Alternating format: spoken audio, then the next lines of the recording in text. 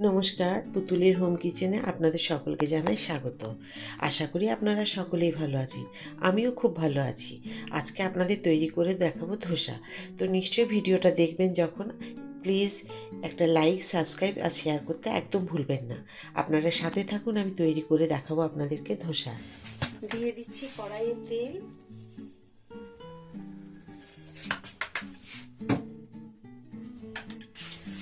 দিচ্ছি একটা তেজপাতা, একটা শুকনো লঙ্কা।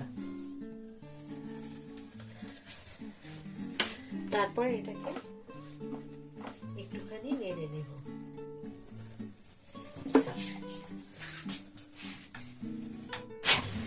এবার দিয়ে দেবো দেখুন মশলা।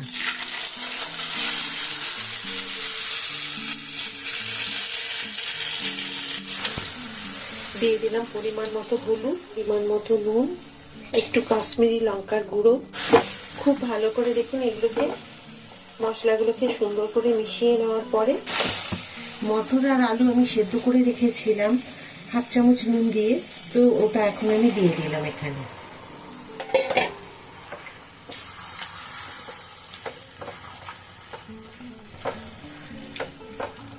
খুব সুন্দর করে নাড়াচাড়া করে আমি মিশিয়ে নেব।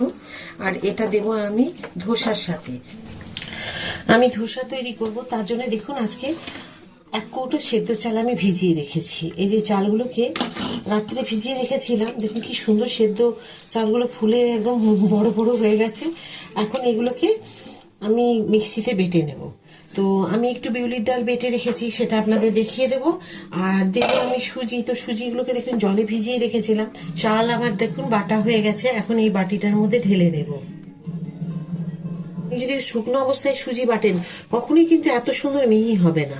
সে ছোট দানাই সুজি হোক বা বড়ই হোক না কেন, এইভাবে যদি আপনারা ভিজিয়ে রেখে আধ ঘন্টা 45 মিনিট, আধ ঘন্টা ভেজালেই যথেষ্ট সুজি। তারপর কিন্তু যদি বেটে নেন এইভাবে, জলেরও প্রয়োজন হলো না। আমি ভেবেছিলাম হয়তো একটু জল দিতে হবে, কিন্তু দিতে হলো না। তো আমি এর সাথে ঢেলে নিলাম। এটাকে আমি এখন এই যে দুটো মিশ্রণকে যে বেটে রেখেছি, বিউলির ডালটা বেটে রেখেছি একটা কৌটোতে, ওটা আপনাদেরকে দেখিয়ে দেবো। তো এখন কিন্তু এটাকে আমি জল মেশাবো না, 2-2.5 ঘন্টা আমি এটাকে রেখে দেবো। তারপর এটাকে আমি তৈরি করব ধোসা। দেখুন এখানে আমি বিউলির ডালটা কাল রাত্রেই আমি বেটে রেখে দিয়েছিলাম, কারণ এটা খুব সুন্দরভাবে একদম পুরো দেখুন সুন্দর একটা গন্ধ আসবে। যে বিউলির ডালটা আমি বেটে রেখেছি এর সাথে যখন ধোসায় মেশাবো না, ধোসার যে একটা গন্ধ খুব সুন্দর যে একটা আসে, সেই গন্ধটা পাওয়া যাবে। ওই জন্য আমি এই বিউলির ডালটাকে আগে ভিজিয়ে রেখেছিলাম, রাত্রে বেটে রেখে দিয়েছি। আমি দেখুন এখানে অন্তত 1.5 ইঞ্চি মতো আদা এখানে আমি গ্রেট করে দিয়ে দিলাম। আমি চালের গুঁড়ির সাথে মিশিয়ে নিলে ভালো হতো, আমার মনে ছিল না, তাই গ্রেট করে দিলাম। আপনারা চালের সাথেই বেটে নেবেন। তো এটাকে আমি এখন ছেঁকে নিয়ে তারপরে আমি একদম রেডি করে রেখে দেবো। এই ছাঁকনিটার মধ্যে দিয়ে আমি এখন এটাকে ছেঁকে নিয়ে রেখে দেবো, যাতে সমস্ত কিছু যা কিছু আছে যদি কিছু থাকে সেগুলো যেন বেরিয়ে যায়। তো দেখুন এই যে এইরকম বেরিয়েছে। তো আপনারা প্রথমেই কিন্তু এটাকে ঠিক করে করে নেবেন। এবার একটা আমি ঢাকা দিয়ে রেখে দেব। ধোসার জন্য যে আমি একটা চাটনি তৈরি করব, দেখুন আমি চাটনির জন্য নিয়ে নিয়েছি কতগুলো ছোলার ডাল আর কয়েকটা বাদাম, কয়েকটা মানে বেশি না, একটুখানি। তো এটা হলো ছোলা আর বাদামের চাটনি। দেখুন সুন্দর করে ভাজা হয়ে গেছে। আর দিয়েছি আমি দুটো শুকনো লঙ্কা। এই লঙ্কাটা দিয়েছি এই কারণে, শুকনো লঙ্কার গন্ধ খুব ভালো লাগবে।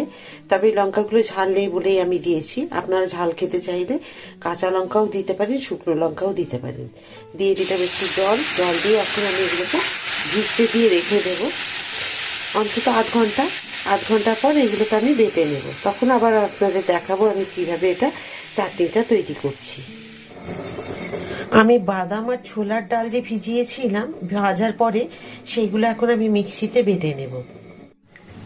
দেখুন বাদাম আর ডাল বেটে নিয়েছি আমি, সাথে ছিল দুটো লঙ্কা। আর এই যে মিক্সি ধোয়া জল, এটা আমি দিয়ে দেবো এখানে। দেখুন এখানে আমি শুকনো লঙ্কা, কারিয়া পাতা আর সর্ষে এগুলো দিয়ে দিয়েছি। এখন দিয়ে দেবো এর মধ্যে এই যে পাতাটা দিয়ে দিলাম। এটাই হচ্ছে মানে খুব সুন্দর স্বাদ বেরোবে। দিয়ে দিচ্ছি পরিমাণ মতো নুন। আমি দেখুন রেডি করে নিয়েছি এই যে চাল আর সুজি মিশ্রণটি, আর এখানে দিয়ে দেবো ডাল। এখন এই যে বিউলির ডাল বেটে রেখেছিলাম আপনাদের বলেছি, এটা সমস্ত কিছু দিয়ে দেব। এখন দিতে হবে দেখুন নুন। এই যে আমি নুন দিয়ে দিলাম পরিমাণ মতো। প্রথমে আমি একটা ব্রাশে করে একটুখানি তেল দিয়ে দেব। তাওয়াটা যে গরম হয়ে গেছে আমি একটু জলের ছিটা দিয়ে দেব, দিয়ে আমি একটা পরিষ্কার ন্যাকড়া দিয়ে এটাকে মুছে নেব। এখন দিয়ে দেবো এবার আমি একটা এখানে ব্যাটার একটু দিয়ে দিলাম, দিয়ে হাতা দিয়ে এইভাবে এবার উপর থেকে আমি একটু তেল ব্রাশ করে দেব।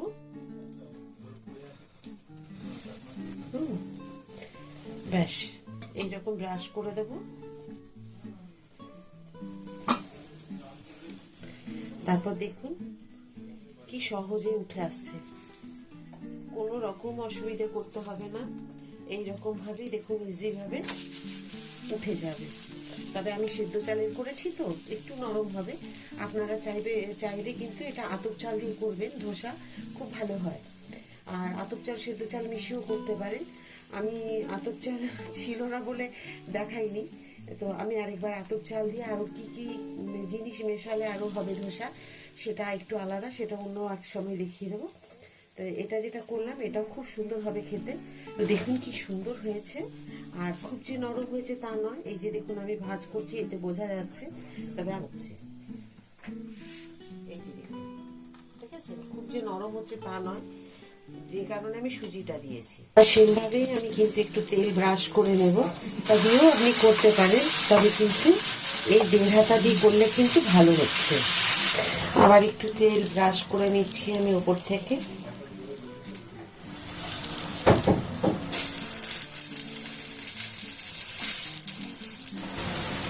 তো দেখুন একদম সহজে কিন্তু উঠে যাচ্ছে। তো দেখুন আমি এইভাবে কিন্তু সবগুলোকেই করে নেব। আমি দেখুন ডালের যে আমি সাম্বারটা করেছি মানে চাটনি, এটার মধ্যে একটু দিয়ে দেব লেবুর রস, অল্প একটু দেব। দেখুন আমি ধোসার যে স্টাফিংটা ভেতরে দিয়ে দিলাম এখানে। তবে এখানে যদি আপনারা দিয়ে খান একটুখানি ধোসার সাথে সাথে খেয়ে নিতে হবে, নাহলে কিন্তু নরম হয়ে যাবে। আর যদি পরে খান তাহলে কিন্তু ঠিক আছে। তো দেখুন এখানে কিন্তু এটা রেডি।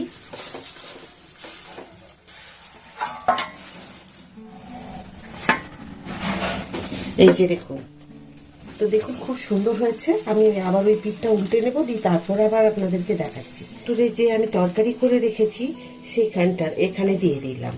তো এটা আপনারা যদি আলাদা করে দেন খুব ভালো হয়, তাহলে কিন্তু এটা কিন্তু নরম হয়ে যায় না। আলাদা করে দিয়েও কিন্তু খাওয়া যায়, খুব ভালো লাগবে। আর এটা দিয়ে দিলে কি হবে জানেন তো, নরম হয়ে যাবে। তো সেই কারণে আপনারা চাইলে কিন্তু এটাকে আলাদা করেও দিতে পারেন।